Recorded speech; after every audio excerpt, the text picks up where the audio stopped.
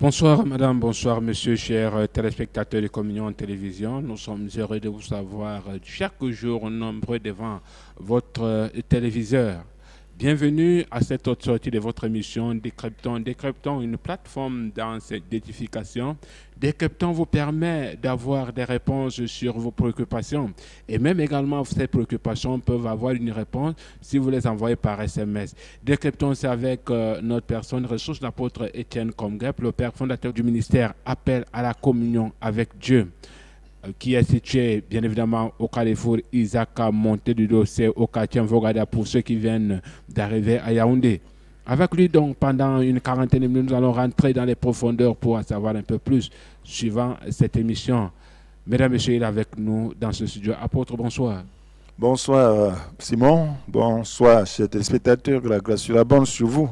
C'est un plaisir pour nous de vous savoir nombreux à nous écouter. Ce n'est pas effectivement nous que vous écoutez, c'est le Seigneur, c'est le Saint-Esprit. Nous ne sommes que vos serviteurs, que la grâce surabonde sur vous. Le Seigneur va vous bénir, certainement.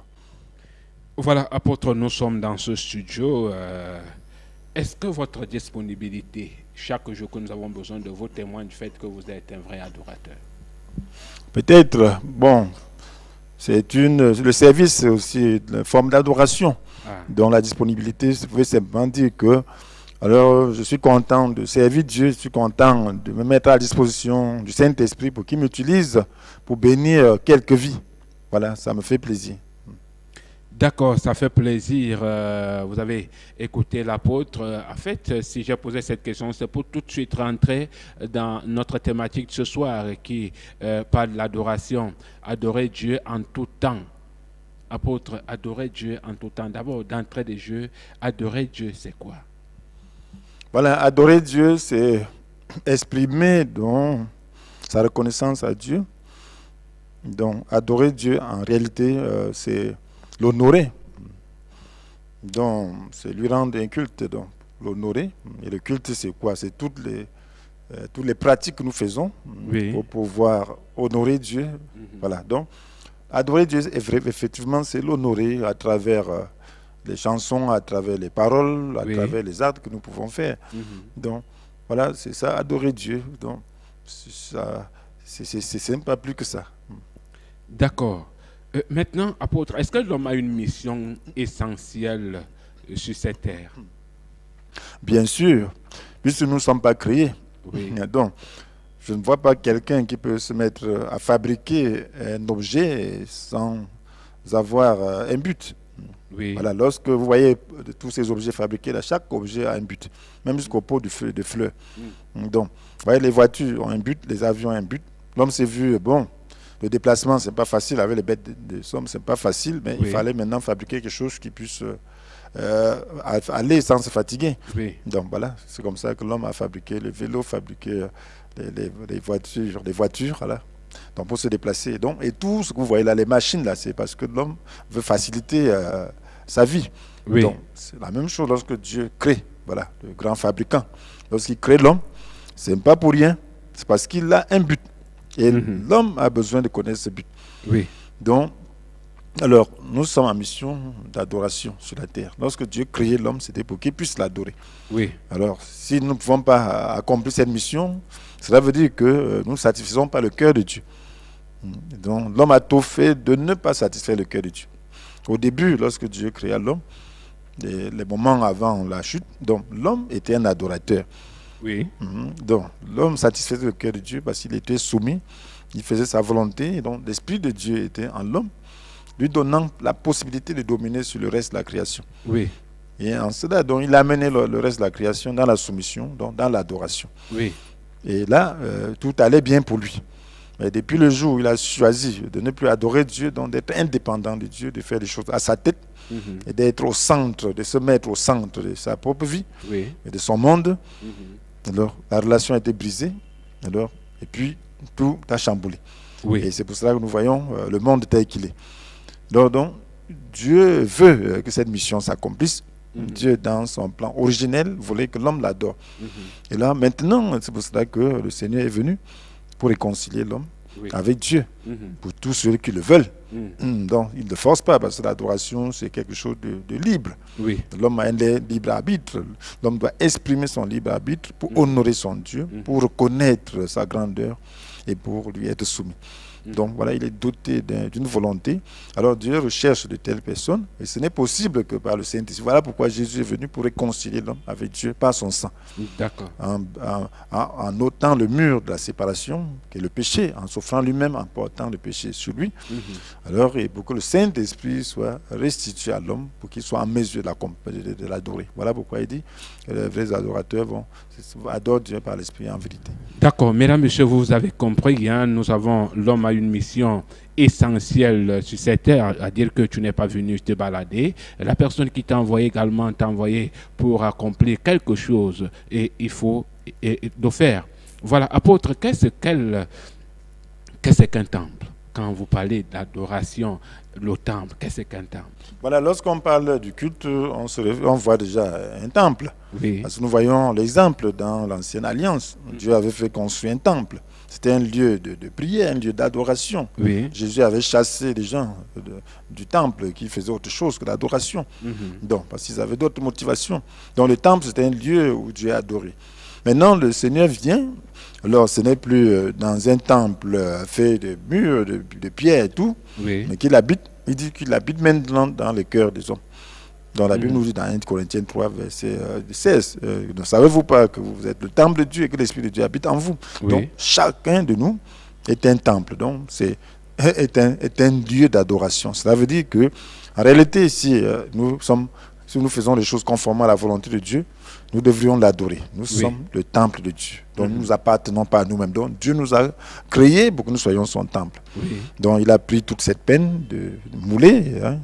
Il a tiré Adam de la terre, il a moulé, ainsi de suite, il a fabriqué, il a insufflé en lui un souffle de vie.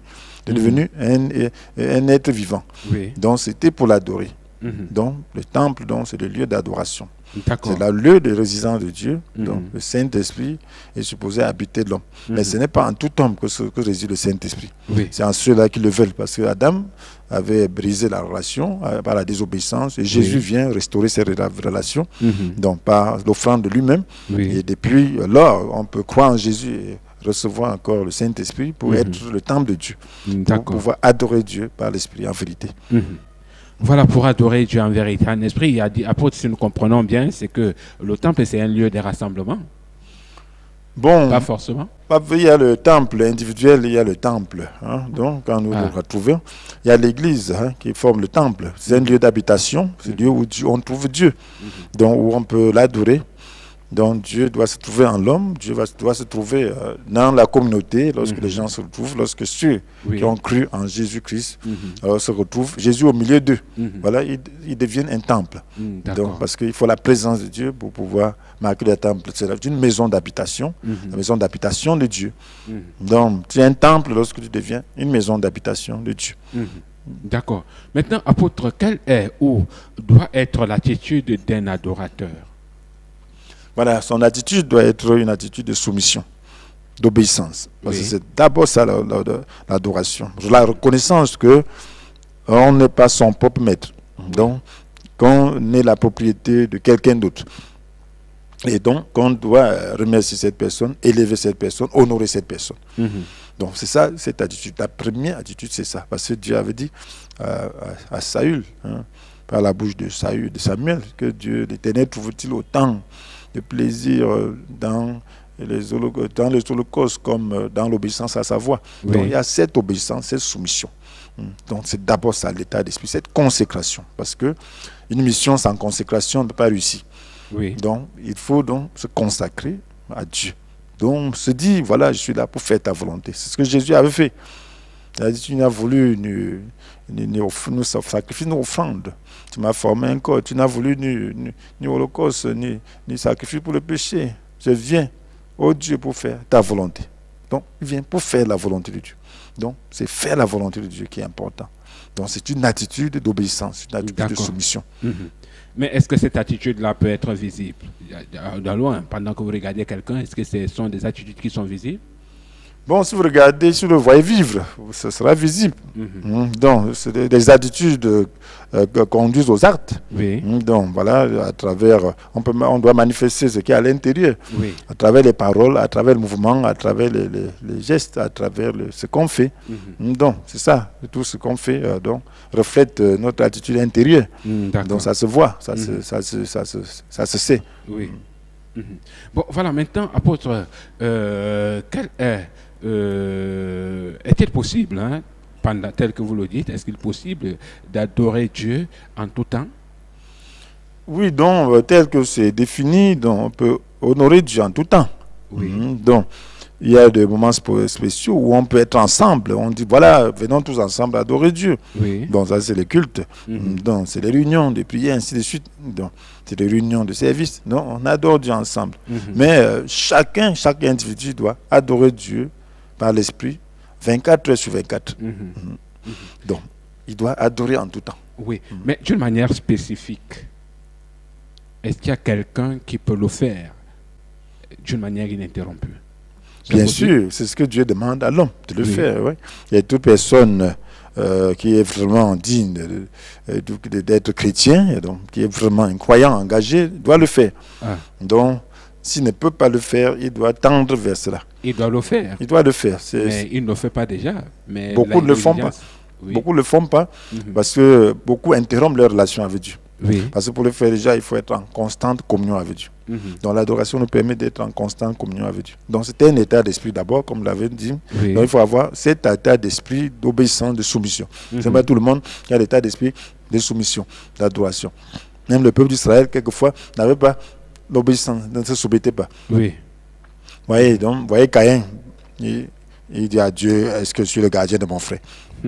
Donc il dit, je ne me pose pas de questions. Non, ça c'est une attitude désinvolte. Oui. Donc, et nous manifestons cela à plusieurs titres. Oui. Même les chrétiens, et il se dit, voilà, je veux faire ceci à ma tête. Donc ça, c'est même pas adorer Dieu. Donc on doit adorer Dieu dans tout ce qu'on fait. Oui. Donc c'est un état. Donc dans tous les circonstances, il y a quelqu'un qui a un malheur, il dit non, ça vaut pas la peine, Dieu m'a déçu. Bon, là, il n'adore pas Dieu. Oui, il est trop occupé, je suis trop occupé. Il se débrouille lui-même. Il n'adore pas Dieu. Il n'appelle pas Dieu.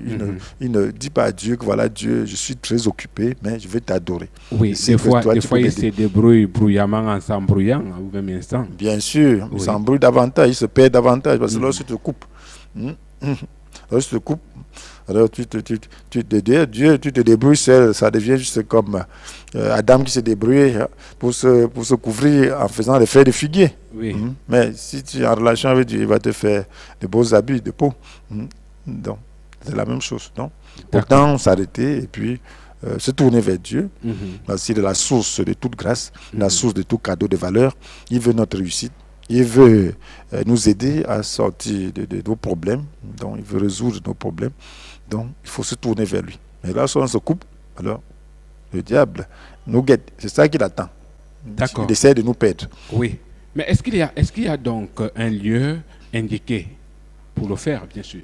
Bien sûr, il y a un lieu. Jésus a dit, bon, ce n'est plus à Jérusalem, ni sur la montagne, comme les Samaritains le disaient, le faisaient.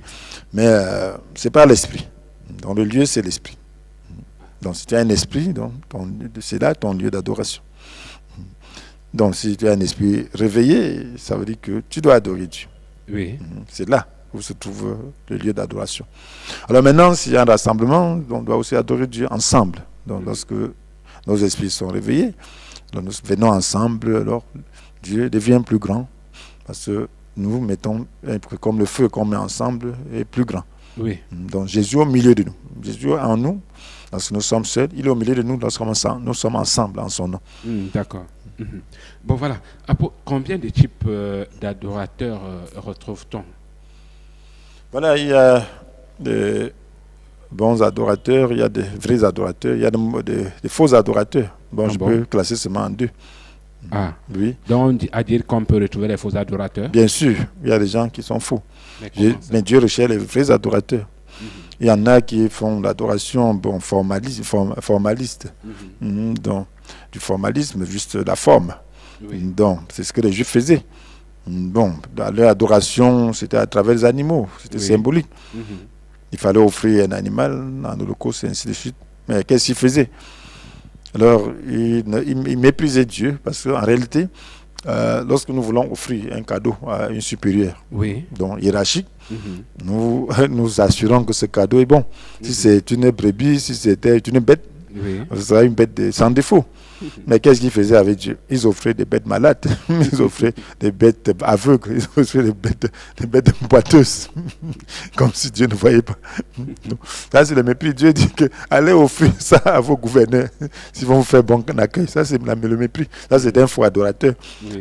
Donc, c'est la même chose. Donc, lorsqu'on cherche son propre plaisir dans l'adoration qu'on offre à Dieu, ça, c'est pas offrir, c'est pas l'adoration. Donc, on doit rechercher le plaisir de Dieu. On doit avoir une intention, on doit être clair dans ses intentions. Et on doit avoir une volonté bien déterminée. On doit savoir avoir un but, on doit savoir ce qu'on veut. Donc, et puis, on doit savoir que c'est Dieu qu'on veut satisfaire. Parce que l'adoration s'exprime à travers les louanges, à travers les chants, ainsi de suite. Donc on ne doit pas juste chanter, on vient devant Dieu, chanter juste pour son propre plaisir. Si bien sûr on ne met pas si on ne chante pas la mélodie qu'on veut, alors on n'est même pas dans l'adoration. Ça veut dire qu'en réalité on vient s'adorer. Donc, alors Dieu est esprit et on doit regarder les paroles. Qu'est-ce que ces paroles expriment? Et puis amener tout l'être à exprimer ces paroles avec plaisir, même si on ne se sent pas bien à l'intérieur, alors on doit supporter, parce que ce n'est pas ça, ce n'est pas les émotions qui comptent, c'est de l'esprit. Et de l'esprit, pas de la pensée, pas de la volonté, pas de l'intention. Donc, quelle est notre intention? Alors, si telle est notre intention, nous devons donc le faire de tout notre cœur. D'accord. Nous devons le faire de tout notre cœur. La mélodie accompagne seulement, facilite simplement l'adoration, pour rendre ça plus facile. On ne doit pas être esclave de la mélodie. On ne doit pas être esclave de ses sentiments. Sinon, alors là, on devient idolâtre. On n'adore pas Dieu. D'accord. À dire qu'il y a des personnes qui le font d'une manière, faite peut-être pour plaire à quelqu'un, pour dire non, écoute, tu vois, moi je viens souvent, j'adore le Seigneur. Il fait semblant. Bien sûr, il s'adore lui-même, il cherche son plaisir personnel, ce n'est pas Dieu qui l'adore. Donc, voilà, et puis il cherche à se faire important à travers l'adoration, ce n'est pas Dieu qui l'adore. Donc, ça c'est être un faux adorateur. Donc, nous devons faire attention pour ne pas être des faux adorateurs, parce que Dieu a dit que lorsqu'on est faux adorateur, alors on ne peut pas exprimer un besoin et s'attendre à une réponse. C'est la même chose. D'accord. Si vous méprisez un responsable, bon, après vous cherchez une faveur, bon, vous perdez votre temps. Vous savez déjà que ça ne peut pas venir. Voilà. Quelle est la particularité donc des vrais adorateurs? La particularité des vrais adorateurs, c'est qu'ils sont soumis d'abord à Dieu. L'adoration commence par la soumission, l'obéissance. Donc, il faut obéir. Il faut être consacré. Donc, rechercher la volonté de Dieu. Donc, chercher l'esprit. Ce n'est possible que par l'esprit. Ce qui caractérise un vrai adorateur, c'est la plénitude du Saint-Esprit. Parce que c'est l'esprit qui peut rendre capable de remplir les conditions dont nous parlons. Donc, c'est l'esprit qui peut te donner la capacité d'être soumis à Dieu. C'est l'esprit qui peut te donner la capacité d'être obéissant. C'est l'esprit qui peut te donner la capacité d'être consacré. Mais la volonté doit s'exprimer. C'est la volonté qui décide. Donc, il doit laisser place à l'esprit pour que l'esprit puisse amener le reste du corps à cet état. Donc, il faut... la qualité d'un vrai adorateur, c'est ce sacrifice. Donc, c'est s'offrir lui-même. Parce que dans l'Ancienne Alliance, on offrait la bête en holocauste. Donc, maintenant, on doit s'offrir soi-même. Comme Jésus. Je viens, oh Dieu, pour faire ta volonté. Pour faire ta volonté. Il souffre. Tu n'as voulu ni sacrifice, ni offrande. Tu m'as formé un corps. Tu m'as fait un corps. Donc, il souffre. Il offre ce corps. Au lieu d'offrir la bête, il offre son corps. C'est la même chose. Nous devons offrir notre corps, offrir notre être. Alors, pour satisfaire Dieu, pour accomplir sa volonté. C'est ça la véritable adoration. Voilà. Maintenant, apôtre, est-ce que c'est obligatoire? Vous dites qu'il faut faire ci, mais est-ce que l'adoration est obligatoire? Bien, ce n'est pas obligatoire, simplement parce que l'homme a un libre arbitre. Mais c'est obligatoire si on veut accomplir la volonté parfaite de Dieu. Parce que c'est à ce titre que Dieu nous a envoyés sur la terre. Oui. Donc, s'il nous a créés, c'est simplement parce qu'il voulait des adorateurs. Mhm. Donc, et comme il veut une adoration libre, l'adoration c'est quelque chose de libre. Mhm. Donc, il faut reconnaître la grandeur de Dieu, c'est l'expression de son amour envers Dieu. Mhm. Donc, comme l'amour ne se force pas, ainsi l'amour forcé. Donc, l'amour sans liberté n'existe pas. Oui. Donc, parce que l'amour, c'est un choix. Donc, c'est un choix libre d'exprimer son amour, sa bienveillance, sa patience, bref, c'est sa bonté envers l'autre. Oui. Donc, Dieu veut qu'on exprime ses sentiments personnels librement envers lui. Donc, voilà. Maintenant, il a créé l'homme. L'homme a dit, je ne veux pas de toi, je veux faire comme j'entends. Bon, ce n'est pas un problème. Mais il te dit que toi, si tu veux comprendre, si tu m'aimes, cherche à connaître pourquoi je t'ai créé, et tu vas satisfaire donc mon cœur. Voyez un enfant. Il y a une différence entre un enfant et puis un mercenaire. Un mercenaire, un enfant, il y a une différence, mais à quel niveau? Bon, regarde quand un mercenaire vient. Il vient pour faire quelque chose, un contrat d'argent et de service. Donc, il fait le service, il se doit de le faire. Sinon, il ne sera pas payé. Mais l'enfant, bon, il peut te désobéir. Hein. Il doit toujours manger. Parce qu'il est un enfant. Donc, il est libre. Parce que c'est l'amour. C'est une relation d'amour qui te lie avec l'enfant. Mais cette relation d'amour permet aussi, donne la liberté à l'enfant de te désobéir. Il y a des parents qui ne dorment pas chez eux parce que les enfants les ont chassés. Oui. Il leur casse tellement la tête que il ne peut pas faire, il ne peut pas le tuer parce qu'il l'aime. Donc l'amour laisse la liberté. Parce que s'il n'y a pas de liberté, il n'y a plus question d'amour. Oui. Donc voilà pourquoi donc, Dieu a voulu établir une relation d'amour avec ces êtres qu'il a créés, ces images. Donc, et cet amour laisse la liberté. Vous voyez quelqu'un, une créature, dit est-ce que je suis le gardien de mon frère? Un Dieu qui a créé, qui peut juste penser comme ça, il disparaît. Oui. Mais comme c'est de l'amour, il dit bon, c'est ton choix. Mais voilà les conséquences de ton choix, tu vas errer. La terre ne va plus produire. Voilà, autant de dons. Lorsqu'on ne l'adore pas, on aura aussi des conséquences. D'accord. Ok. Maintenant, vous dites qu'il faut le faire, hein, il faut le faire en tout temps. Bon, voilà, si on comprend à tout temps, c'est-à-dire que tout de suite là, nous allons abandonner tout ce que nous avons comme activité pour nous consacrer à l'adoration. Est-ce que c'est comme ça, apôtre? Voilà, donc ça c'est juste être formaliste dans l'adoration ou de comprendre seulement une partie de l'adoration. L'adoration, c'est pas seulement venir ensemble.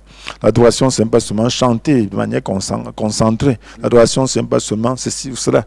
L'adoration, c'est toute une vie. C'est d'abord un état d'esprit. Donc, c'est la manière de faire les choses.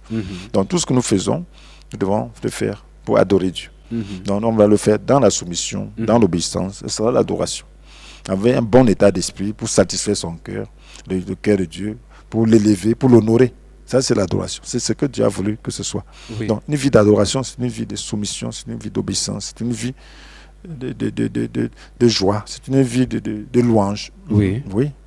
Donc, voilà, donc, on n'a pas besoin d'arrêter ce qu'on fait pour chanter. Mais il y a un temps où on peut bien chanter, concentrer. Mais il y a un temps où on peut, en conduisant, on chante. En se levant, on chante. En dormant, même lorsqu'on dort, l'esprit peut chanter. Donc, on dort avec un état d'esprit de soumission à Dieu, un état d'esprit d'honorer Dieu. Voilà. C'est ça l'adoration. On n'a pas besoin d'arrêter ses activités. On doit faire ses activités dans l'adoration. Donc, pas pour exprimer son amour à Dieu. Exprimer son amour au prochain. Et comme Dieu aime le prochain, c'est lui qui te recommande d'aimer le prochain. Ça, c'est l'adoration. Donc, voilà, une vie d'adoration. Si je comprends bien, une vie d'adoration, c'est le quotidien, du lever du soleil jusqu'à son coucher. En fait, ce sont des attitudes que vous adoptez au fur et à mesure et qui ne nécessitent plus comment je dis, forcer. Voilà, donc, oui, même lorsqu'on fait des erreurs, on doit toujours adorer Dieu. Donc, on doit le reconnaître. Lorsque tu fais des erreurs, tu es en train d'adorer Dieu. Voilà, donc, c'est ça. Donc, c'est satisfaire Dieu, c'est l'élever. C'est ça la vie d'adoration. À tout ce qu'on fait, à tout moment. Chercher toujours à rétablir cette relation. Donc, entretenir cette relation. Donc, à travers tous les actes qu'on pose. Bon, voilà. Maintenant, apôtre, puisque vous dites que l'adoration, c'est un don, voilà, un don. Et quand on appelle don, on sait que le don est donné pas à tout le monde. Il y a des catégories de personnes qui bénéficient de ces dons-là. À dire que tout le monde n'a pas la même capacité d'adorer, apôtre. Bon, je sais pas, quand j'ai dit que l'adoration c'était un don, bon, c'était un don de soi. Hein? Ah. Don. Voilà, don. Lorsqu'on dit adorer, on doit faire don de soi-même. Donc il y a aussi les capacités, peut-être quand j'ai parlé du roi David, donc il pouvait adorer par en chanson, ainsi de suite. Là, c'est un don. Donc là, on peut avoir des grandes capacités de pouvoir chanter bien. Oui. Mais ça, c'est pour entretenir la foule, ça, c'est pour chanter en communauté, ainsi de suite. Mais même si on n'a pas de don, on doit chanter soi-même. Bon, mais si tu n'as pas de don, tu ne dois pas te tenir là et puis bon. Bref, chanter pour perturber les gens. Donc, si tu as le don, alors tu n'as pas le don, tu peux chanter personnellement. Oui. Si tu n'as pas le don, tu apprends, bon, tu peux quand même améliorer. Mais s'il y a quelqu'un qui peut faire mieux devant la foule, donc il faut que la personne le fasse. Oui. Mais chacun peut chanter, peut apprendre un chant, essayer de le chanter, et se former un tout petit peu sur les petites techniques de chant, et pour mieux exprimer son adoration à Dieu. Pour que lorsqu'il chante lui-même soit dans le chant, soit mesure, parce que si vous n'avez pas certaines techniques, il y a des chants que vous ne pouvez pas bien chanter. Oui. Parce que ça demande de faire la voix ainsi de suite. Donc il faut cultiver cela. D'accord. Il faut cultiver cela, mesdames, messieurs. Nous allons prendre une petite ponctuation musicale. On se retrouve derrière.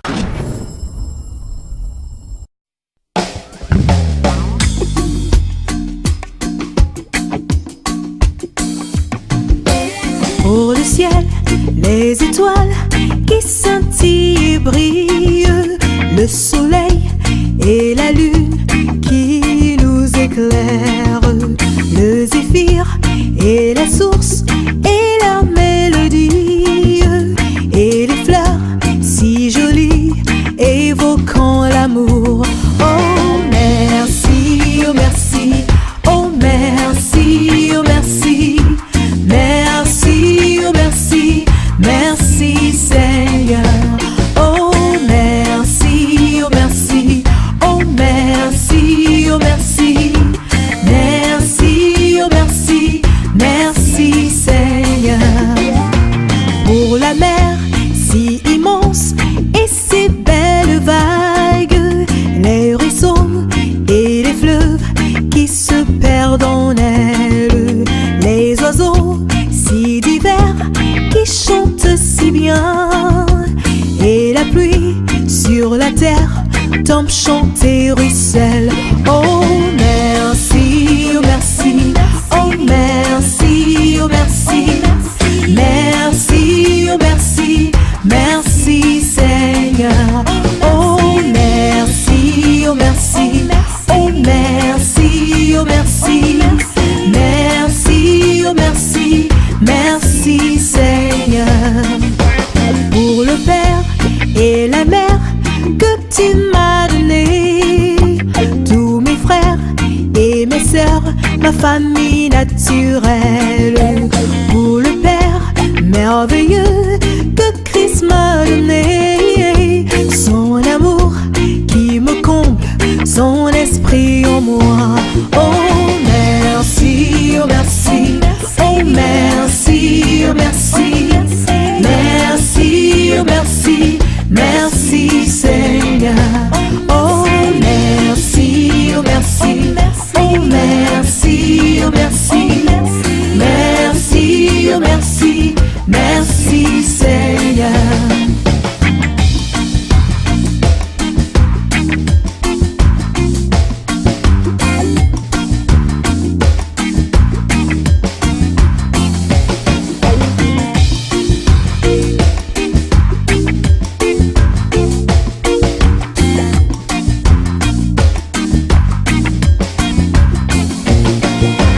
Pour mon frère et ma sœur, fils de Dieu comme moi, pour l'église triomphante bâtie par toi-même, pour le Père, le refuge, le sauveur, l'ami, l'avocat et le juge qu'est le Seigneur Jésus.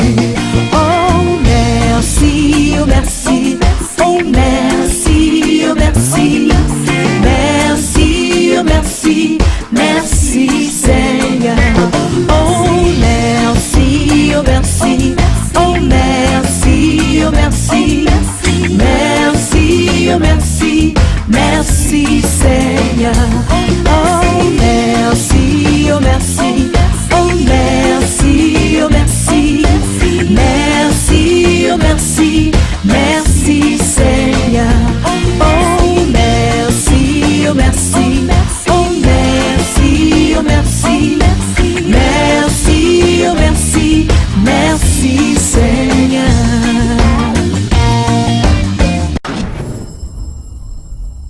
Retour dans ce studio après cette belle ponctuation musicale qui nous a été servie par la technique. Mesdames, Messieurs, chers téléspectateurs, si vous venez de vous connecter à l'instant, vous êtes bel et bien sur Communion Télévision, l'émission que vous regardez, décryptons votre plateforme d'explication. Vous pouvez envoyer votre SMS, décryptons avec ceci des particuliers, regardez les messages, revenez avec une question. Envoyez-la par SMS, bien évidemment. Et l'apôtre, le père fondateur du ministère Appel à la communion avec Dieu, vous donnera une réponse appropriée. Les numéros de téléphone défilent au bas de votre petit écran. Vous pouvez les lire, mais je peux rappeler ceci pour nous, pour vous à toutes fins utiles. Le 699 66 28 32, 675 41 75 47. Voilà les deux codes d'accès, mesdames, messieurs, qui vous permettront de poser la question à l'apôtre. Voilà, apôtre, quand nous lisons le livre de Genèse, voilà, nous sommes tentés de dire que l'obéissance fait partie de l'adoration. Parce que nous voyons un peu Abraham à ce niveau-là qui dit, voilà, il a déjà une mission qui est très lourde d'abord à accepter. Mais il prend l'engagement d'y aller. Oui. Donc, nous disons que c'est avoir un état d'esprit. Donc, voilà, dans l'obéissance, nous voyons le cas d'Abraham qui concrétise cela, qui est un exemple très frappant. Donc, voyez, c'est là que pour la première fois, on utilise le mot adorer. Donc, il a dit à ses serviteurs que voilà, restez ici et moi et l'enfant, nous irons jusque-là et nous reviendrons vers vous. Nous irons adorer Dieu et nous reviendrons vers vous. Donc, il allait adorer Dieu. Ça, c'était l'obéissance. Il allait offrir son fils en holocauste. Donc, voilà. Donc, là où l'obéissance est le cœur même de l'adoration. Donc, il a posé cet acte par obéissance à Dieu. Donc, c'est cette intention qui est le fond de l'adoration. Qu'est-ce qu'on veut faire? On veut faire quoi? On veut obéir au Seigneur? On ne doit pas adorer comme on veut. C'est comme... voilà pourquoi l'adoration avait des conditions. Il y avait des règles. Donc, tu ne devais pas offrir n'importe quoi à Dieu. Ce n'est pas n'importe quel animal qu'on offrait à Dieu. Donc, tu ne devais pas offrir n'importe quoi. Il y avait des animaux impurs, des animaux purs. Dieu demandait que pour telle chose, il faut offrir peut-être une chèvre, il faut offrir peut-être une brebis, ainsi de suite. Donc, c'était important. Donc, l'obéissance. Donc, on ne doit pas... dis à Dieu que tiens, voilà ce que je t'offre. Si tu veux ou tu ne veux pas, prends. Alors, voilà. Donc là, on doit chercher à satisfaire son cœur. Donc c'est ce qu'Abraham a fait. Il a dit offre-moi ton fils. Donc ça coûte aussi. Donc ça veut dire l'adoration, c'est se disposer. Donc à faire toute la volonté de Dieu. Même si cette volonté était de donner sa vie. Parce que Abraham était vraiment prêt à donner plutôt sa vie que celle de son fils. Parce qu'il savait que son fils devait hériter et faire réaliser la promesse de Dieu. Donc être une grande nation. Mais lui, il pouvait mourir et laisser son fils. Mais que ce soit l'héritier qui meurt, c'était vraiment très, très difficile à accepter. Mais il fallait vraiment accepter. Parce qu'il aimait Dieu, il s'était soumis. Et en acceptant, alors Dieu montre son amour. Il veut, donc, les adorateurs sont élevés devant Dieu. Lorsque vous adorez Dieu, lorsque vous l'élevez, il vous élève aussi. Donc il ne veut pas notre malheur. Lorsque vous cherchez à satisfaire le cœur de Dieu, en premier lieu, alors il satisfait votre cœur. Lorsque vos émotions sont contre l'adoration que vous êtes en train de faire, vous acceptez le sacrifice de vos émotions, alors ensuite il vous donne de bonnes émotions. C'est ce que Dieu fait. Donc on ne doit pas mettre son satisfaction au premier plan. On doit mettre celle de Dieu au premier plan. D'accord. Voilà. Maintenant, Abraham est allé offrir un sacrifice à l'Éternel.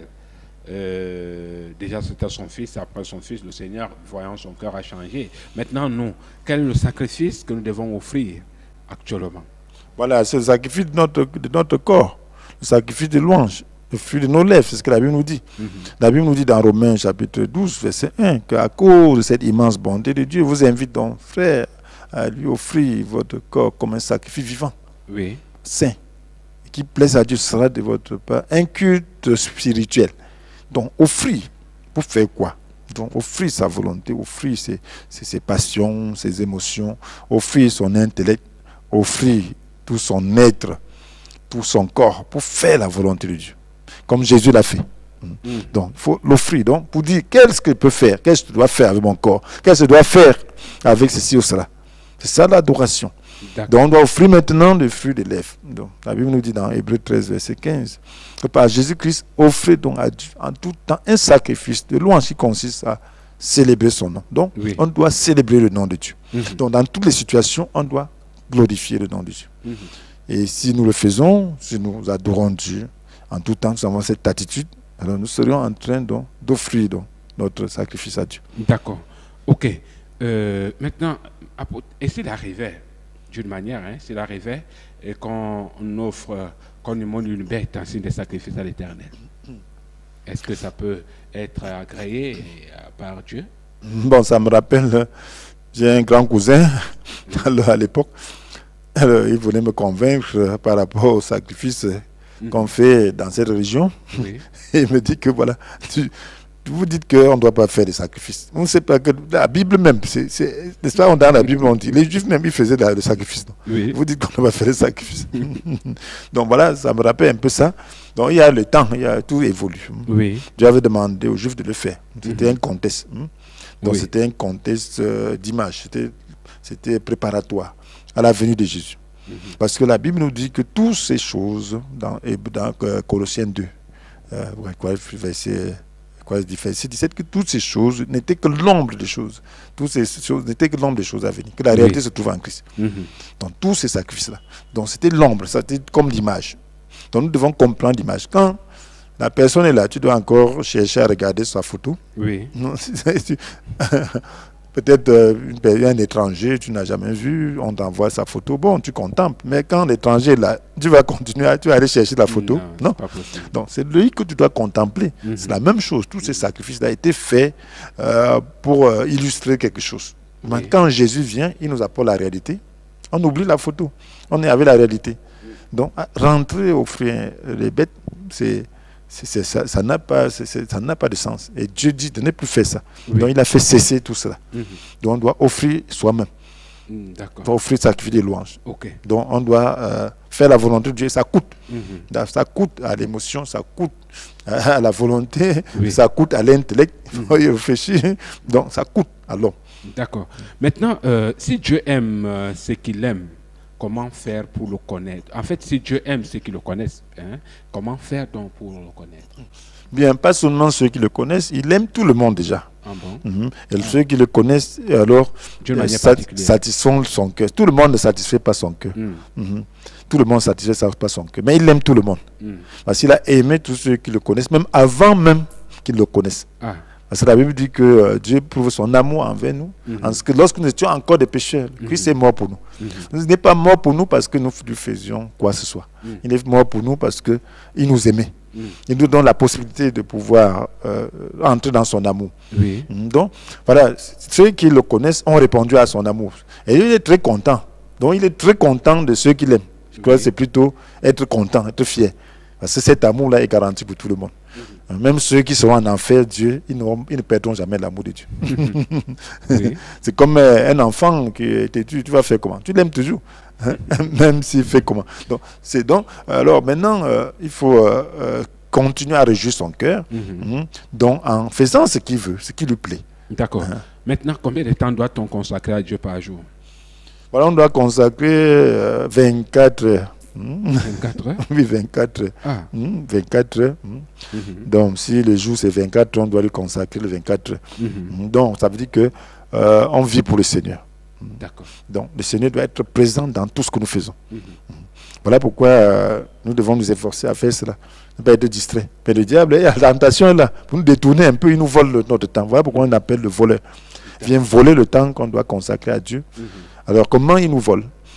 En nous amenant loin du Seigneur. Et on est loin du Seigneur rien que par le péché. Lorsqu'il donne déjà une mauvaise pensée, il est en train de voler. Lorsqu'il te tente dans des émotions, de colère, de peur, il est en train de voler. Lorsqu'il t'affronte avec des raisonnements, et ainsi de suite, c'est en train de chercher à te voler. Donc, lorsqu'il a autant de choses, donc, il nous tente dans les deux. Donc, lorsqu'il t'intimide, donc, il peut brouiller ta fermeté dans ta décision, il est en train de chercher à te voler. Donc, nous devons donc vaincre tout cela. Voilà autant de choses qui nous volent. D'accord. Maintenant, est-ce qu'il est possible d'adorer Dieu en temps de détresse ou pendant qu'on traverse les épreuves? Voilà, c'est là qu'on doit exprimer son adoration. Dieu nous attend à ce moment et ça lui fait très, très, très, très bien. Oui. Alors, c'est un sacrifice très coûteux. Alors là, c'est comme si tu offrais un grand trésor à quelqu'un que tu aimes. Oui. Donc, voilà, en temps d'épreuve, on doit manifester la gloire du Seigneur. Donc, on doit l'honorer. Donc, Job l'a fait. Il avait tout perdu, ses biens, tous ses enfants. Il était honoré, il était le plus riche de son époque, de sa région. Et en un clin d'œil, il avait tout perdu, comme par miracle. Mais qu'est-ce qu'il a fait? Il a dit, nu, je suis sorti du ventre de ma mère, nu, j'en retournerai. L'Éternel a donné, l'Éternel a pris, que son nom soit loué. Le nom de l'Éternel soit loué. Simple. Il a loué le nom du Seigneur. Et pour cette raison, il a tenu ferme jusqu'au bout. Pour cette raison, Dieu l'a restauré au double dans sa richesse. Et il lui a donné encore des enfants. D'accord. Donc, voilà. Donc, en temps de malheur, on doit toujours louer Dieu. Oui, mais revenant sur l'histoire des Job, pensez qu'on peut encore trouver les Job à nos jours? Bien sûr, Dieu veut des gens qui l'honorent. C'était vanté de lui. Il a dit, tu as vu devant Satan. Dieu veut se vanter de nous devant Satan. Que Satan, toi, tu es rebelle. Tu as voulu faire croire que je suis mauvais, que j'ai créé les gens parce que je voulais leur faire du mal.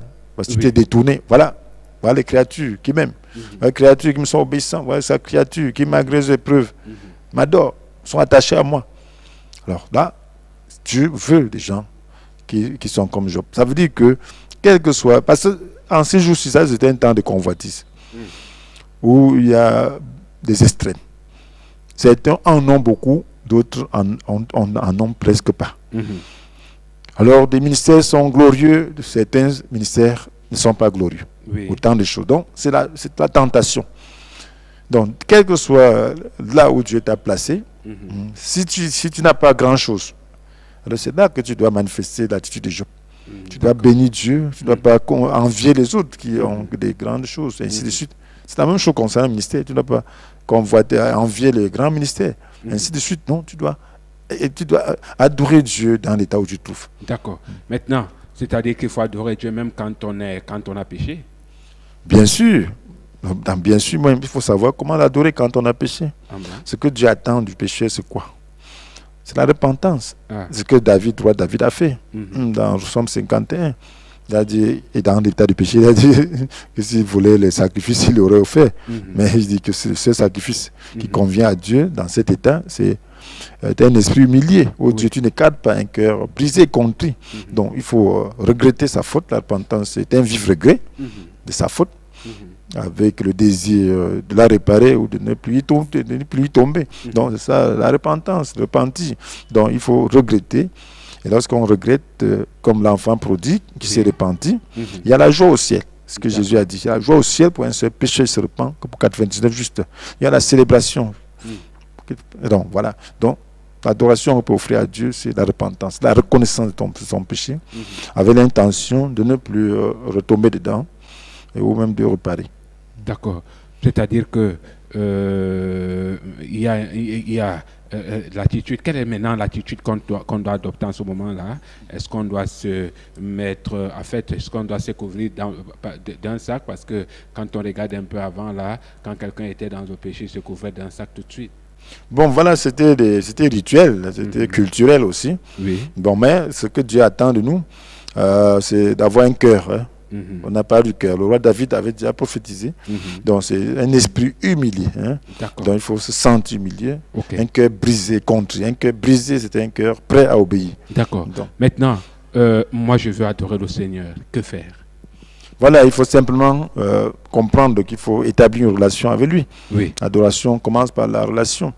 Alors, parce qu'on est pécheur, si tu es pécheur, la première chose, c'est de reconnaître. L'adoration que tu peux offrir à Dieu, c'est reconnaître tes péchés devant lui, reconnaître que tu es né dans le péché, et reconnaître que tu ne peux pas te débrouiller toi-même à sortir du péché, mais que tu veux bien changer, mais que tu ne peux pas. Donc, faire appel à Jésus, dit Seigneur, viens me sauver, parce que Jésus est venu pour sauver son peuple de ses péchés. Donc sauve-moi, j'ai appris, tu peux me sauver, sauve-moi, viens dans ma vie, aide-moi à me départir du péché. Lorsque tu le fais vraiment de tout ton cœur, Jésus vient. Alors il commence le travail. Donc son sang te pardonne, et puis tu vois comment tu es libéré en coopérant avec Jésus par son Esprit Saint. Alors tu vois comment ça vient tout seul. Voilà. Et là, tu commences à Oui, apôtre, pour ceux qui n'ont jamais entendu parler de l'adoration, c'est la première fois, peut-être c'est la première fois d'écouter, d'entendre parler de ça. Qu'est-ce qu'il doit faire? Mais ils doivent apprendre à adorer Dieu, ça veut dire apprendre à se soumettre à Dieu. Donc ils doivent dire, Seigneur, je veux me soumettre à toi, je veux t'obéir, je veux me consacrer à faire ta volonté. Montre-moi cette volonté, je suis dans le noir, aide-moi. Mais je veux changer, viens dans ma vie, et fais de moi un adorateur, rends-moi capable par ton Esprit Saint. Et c'est tout. Donc, tu le fais de tout ton cœur, ça va venir. Alors, commence donc à lire la Bible, entretenir ta relation. Donc, et puis, c'est déjà ça. C'est tout ce que je peux te dire. D'accord. Commence à lire ta Bible. Si tu n'as pas de Bible, tu peux te rapprocher également de ce ministère. Ministère Appel à la communion avec Dieu, c'est situé au carrefour Isaac Monteludo. Les numéros de téléphone défilent au bas de votre petit écran chaque jour. Si tu as des soucis, connecte-toi à nous. Viens au culte le dimanche ou les réunions de semaine le jeudi, le vendredi pour en savoir un peu plus suite à l'adoration. Mesdames, Messieurs, merci à toute votre équipe de l'autre côté de la technique. Merci à l'apôtre qui ce soir nous a davantage éclairé. Merci et à tous ceux-là qui ont contribué à faire que cette émission puisse être réalisée. Esprit Vos Majestés, restez scotchés, Communion Télévision, les programmes se poursuivent. Quant à moi, très bientôt sur les ondes. Merci.